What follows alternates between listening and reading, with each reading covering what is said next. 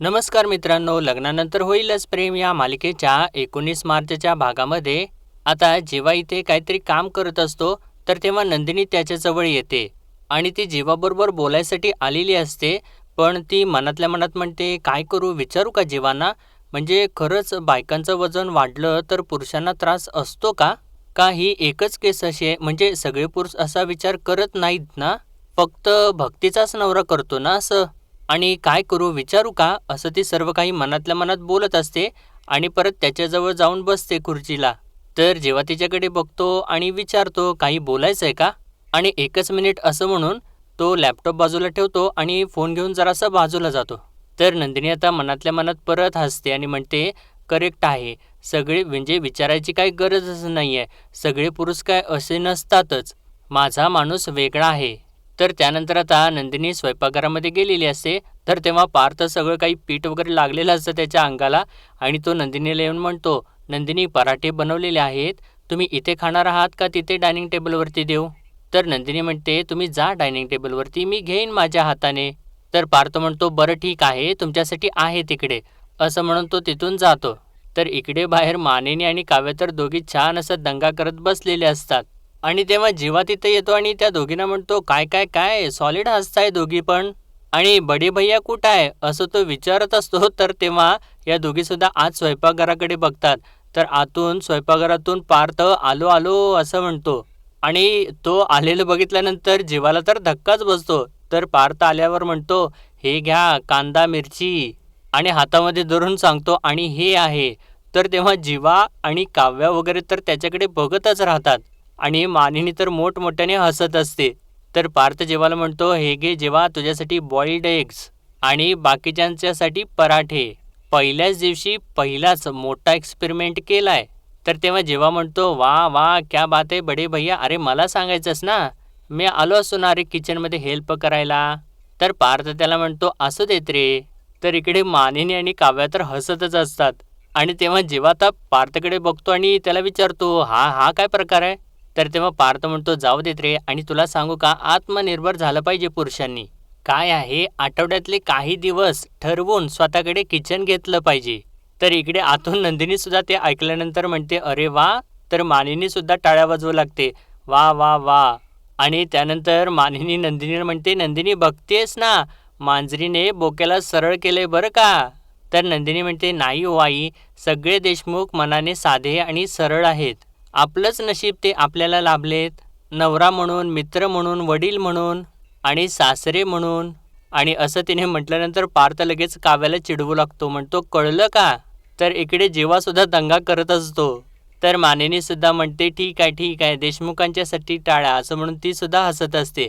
आणि इतक्यातच आता ही वसू आणि रम्या तिथं येतात. तर वसू म्हणते, अरे वा, म्हणजे आम्ही गुड न्यूज द्यायच्या आधीच तुम्ही टाळ्या वाजवताय. तेव्हा या सगळ्यांना कोणाला काही कळतच नाही. तर मानिनी रम्याला विचारते, काय ग रम्या, काय गुड न्यूज आहे? तर रम्या सांगू लागते, मामी, पार्थ, काव्या आणि मी, आम्ही तिघांनी मिळून ना मेट्रोमोनियल साईटवरती माझं प्रोफाईल ओपन केलं होतं आणि पार्थने काही मुलांचे प्रोफाईल्ससुद्धा शॉर्टलिस्ट केले होते आणि त्यामधला एक मुलगा मला आवडलाय, असं ती लाजत लाजतच सांगत असते. आणि तिने असं सांगितल्यानंतर म्हणजे काव्य आणि हे जीवा जे असतात ते दोघे खुशच होतात. तर जीवा म्हणतो, काय सांगतेस? तर रम्या पुढं सांगते, विजय मतकरी असं नाव आहे त्याचं, आणि मी त्याला मेसेजसुद्धा केलेला होता आणि त्याचा रिप्लायसुद्धा आलेला आहे आणि त्यालासुद्धा माझं प्रोफाईल आवडलेलं आहे आणि तर तो आता भेटायचं म्हणतोय. आणि असं तिने सांगितल्यानंतर जीवा आणि काव्य तर दंगाच करू लागतात. तर जीवा म्हणतो, हा हा, लाजली लाजली.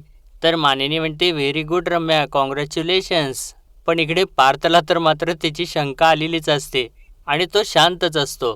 तर जेव्हा आता तिला विचारतो, म्हणजे मला एक गोष्ट सांग, म्हणजे तुम्ही इथे उद्या घरीच भेटणार आहात का?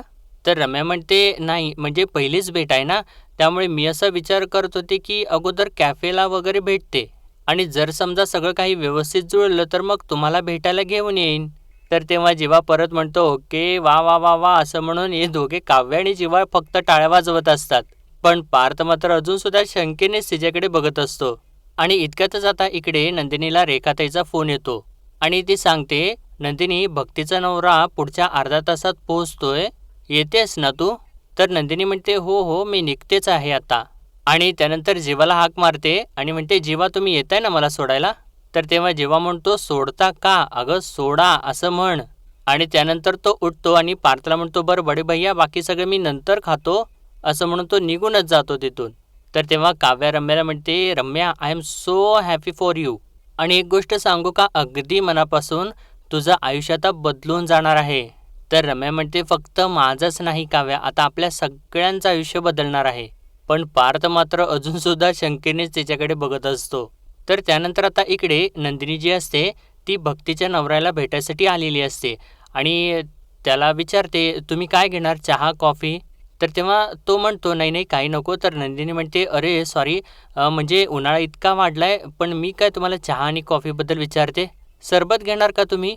तर सरबत असं म्हटल्यानंतर तो भडकतोच जरा आणि म्हणतो, "सरबत? सरबतवरती तर बॅन आणला पाहिजे, बॅन. सरबत पिणं हे कायद्याने गुन्हा आहे असं जाहीर केलं पाहिजे."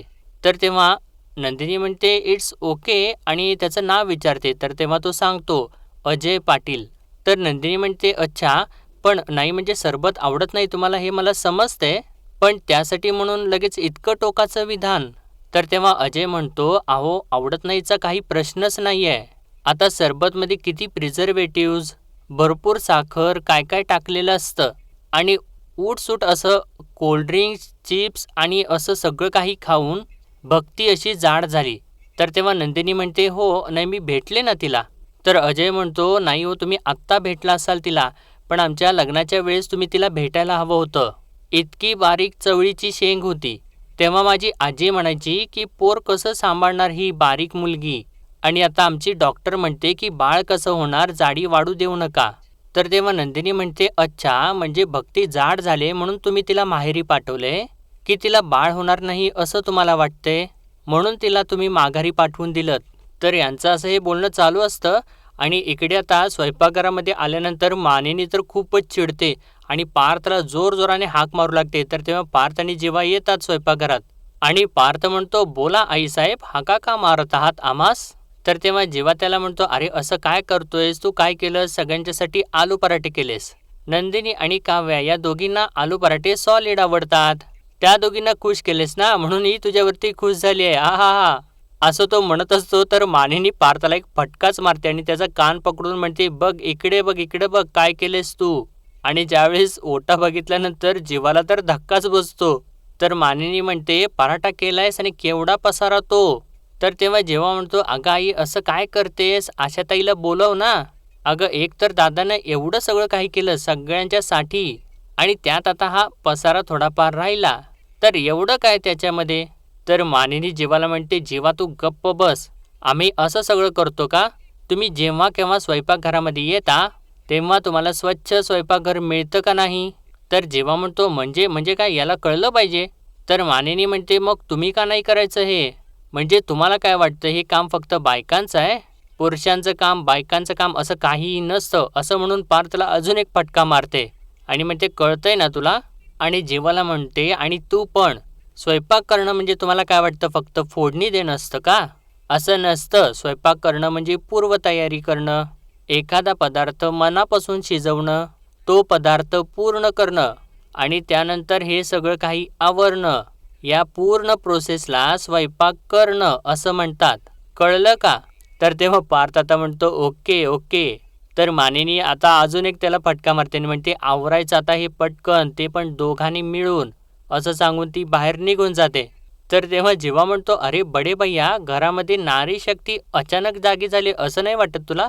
तर तेव्हा पार्थ म्हणतो, "अरे बाबा, लग्न झाल्यापासून काव्या जी काही हुकूमत गाजवतायत ना, विचारू नकोस." तर तेव्हा जीवा म्हणतो, "हो रे, आपल्या घरात आपणच बिचारे झालोय आणि उद्या उद्या त्या आता रम्याचं सुद्धा लग्न होईल. ती सुद्धा तिच्या नवऱ्यावरती अशीच हुकूमत गाजवेल आणि तू आवरून घे सगळं, मी आलोच." असं म्हणून तो निघून जातो. पण पार्थ मात्र वेगळ्याच विचारात गेलेला असतो आणि तो मनातल्या मनात आता म्हणतो, "रम्या दाखवतेय एक, पण करते दुसरंच. असं का वाटतंय मला?" आणि आता इकडे अजय नंदिनीला म्हणत असतो, "तुम्हाला जसं वाटतंय तसं नाही आहे मॅम." तर नंदिनी म्हणते, "अहो मग कसं आहे तुम्हीच सांगा." तर तेव्हा अजय म्हणतो, "तुम्ही माझ्या नजरेने बघा बरं तिच्याकडे एकदा. लग्न करून तेव्हा जेव्हा तिला घरामध्ये आणलं होतं ना, तेव्हा ती अशी एकदम बारीक सरसळीत होती. आणि आता आता भोपळा झाली आहे भोपळा. तशी चांगली आहे स्वभावाला, कामाला पण बरी आहे. पण फिगर विगर काही असते का नाही. आता बायकोसाठी एवढे छान छान कपडे आणले पण फिटच होत नाहीये तिला. मग मूड जातो ना माझा. तर नंदिनी म्हणते, आणि म्हणून तुम्ही तिला सोडून देणार आहात? अहो म्हणजे बायकोचं वजन वाढलं, ती जाड झाली म्हणजे ती बिनकामाची ठरते का? सॉरी पण भक्तीकडूनच समजलं मला. तुमचे बाबा अंथरुणाला खेळून आहेत. तुमच्या आईच सगळं काही करतात तुमच्या बाबांच्यासाठी. मग जर का तुमच्या आईने सुद्धा तुमच्यासारखाच जर विचार केला तर चाललं असतं का तुम्हाला? म्हणजे आपल्या पार्टनरचा अपघात झाला, त्याचं वजन वाढलं किंवा कमी झालं तर काय आपण लगेच सोडून द्यायचं असतं का त्याला? असं असतं का लग्न? आणि हा असा असतो का संसार? तर अजय म्हणतो, अहो तुम्ही पुन्हा गैरसमज करून घेताय. कुठल्याशा आजारानं जर तिचं वजन वाढलं असतं ना तर एक वेळ ठीक होतो हो. पण तिच्या खायच्या प्यायच्या सवयी फार वाईट आहेत. सतत काहीतरी तिला गोड खायला हवं असतं. होळी आली की पुरणपोळी खाल्ली, गणपती आले की मोदक खाल्ले, आता येतोय गुढीपाडवा तर श्रीखंडाचा अर्धा किलोचा डब्बा ती एकटी पूर्ण संपवणार. तर असं तो बोलत असताना नंदिनीला सुद्धा आश्चर्य वाटत असतं. तर अजय पुढे सांगतो, भाकरी खायला कटकट करते पण उठता बसता ब्रेड खायला मात्र खूप आवडतं. बन मस्का तर फेवरेट आहे. आणि आता मला सांगा, बन मस्का खाणं काही चांगलं असतं का तब्येतीला? कुठला व्यायाम नाही तर कुठलं चालणं नाही. म्हणते घरातलं काम करते तोच माझा व्यायाम. असं कुठे असतं का मॅडम? जो माणूस आपल्या शरीरावरती प्रेम करू शकत नाही तो स्वतःवरती काय प्रेम करणार आणि दुसऱ्यावर तर काय प्रेम करणार? तर नंदिनी म्हणते, हे बघा तुमचे सगळे मुद्दे बरोबर आहेत, ते पटतायत मला, पण त्यासाठी तुम्ही जो रस्ता निवडलाय तो चुकीचा आहे. अहो असं एकदम नातं संपवणं चांगलं नाही असं मला वाटतं. अहो इतकं सोपं नाही आहे हे सगळं काही. हवं तर ना मी बोलते भक्तीसोबत, ती करेल ना, व्यायाम करेल, तिच्या खाण्यापिण्याच्या सवयीसुद्धा बदलेल. पण थोडा वेळ तरी द्या तिला, निदान 3 महिने तरी द्या. तर तेव्हा अजय म्हणतो, ठीक आहे आता तुम्ही म्हणताय म्हणून बघतो. असं सांगून तो उठतो आणि तिथून निघून जातो. तर तेव्हा आता नंदिनी स्वतःशी विचार करू लागते. म्हणते माझंही चुकते का? जीवांनी दारापाशी उचलून घेतलं होतं तेव्हा हसून हसून म्हणाले होते, माझी कारभारीण भारी आहे. आणि अजयने सुद्धा असेच हसून इंडिकेशन दिले असतील ना भक्तीला. असं ती बोलत असताना आता तिला घाम फुटतो आणि तिथं पाणीच पिऊ लागते.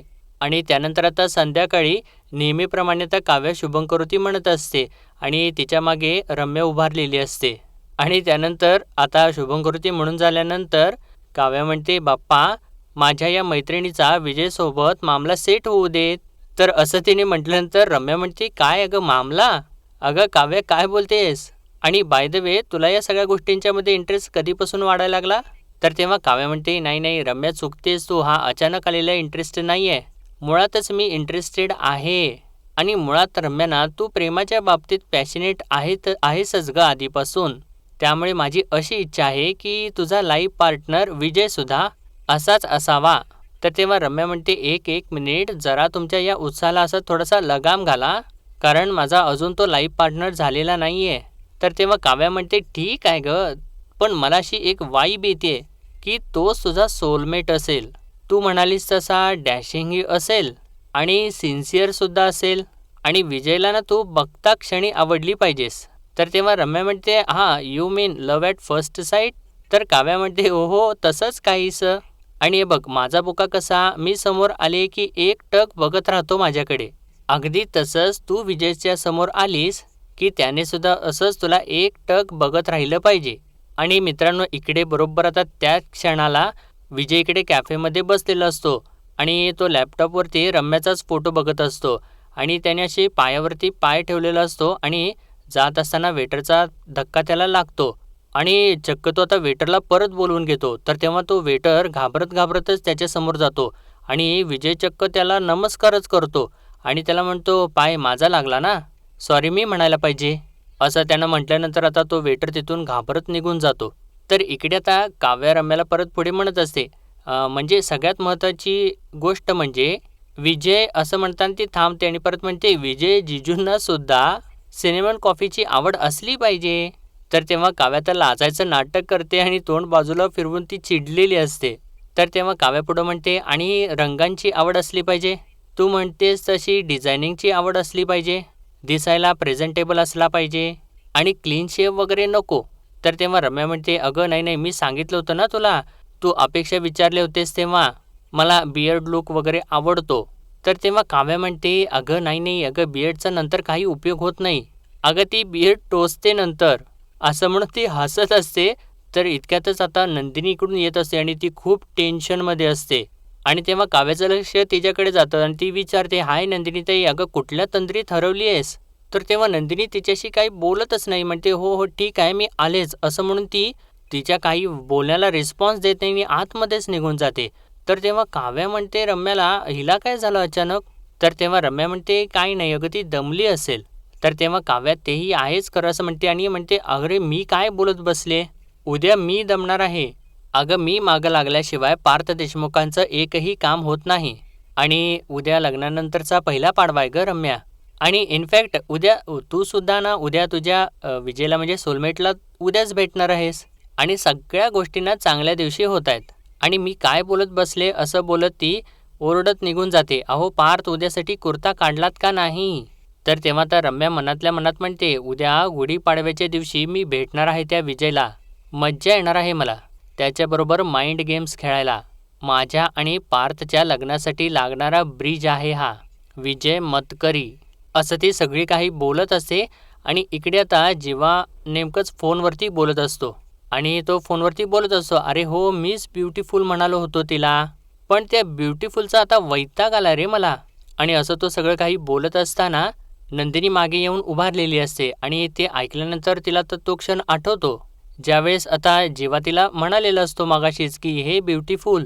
आणि ती आता मनातल्या मनात म्हणते, जीवांना वैताग आलाय माझा. तर जेव्हा आता पुढे बोलत असतो, अरे एक नाही 1000 प्रॉब्लेम्स आहेत, कोणाला सांगणार? मी प्रेम केलंय, जीव लावलाय, करतोय सहन, काय करणार अजून? अरे भाई वजन किती आहे माहिती आहे का तुला? अरे पेलवत नाही. आणि असं तो बोलत असताना आता इकडे मात्र नंदिनी तर रडूच लागते. तर तेव्हा जेव्हा पुढे बोलू लागतो, तुला सांगतो, मला काल ना एक माझा जुना फोटो सापडला. त्या फोटोमध्ये ना तिला छान असा टेकून उभा आहे मी. तो फोटो बघून मला जाणवलं, माझी ब्युटिफुल शोभत नाही रे मला, सूट नाही करत.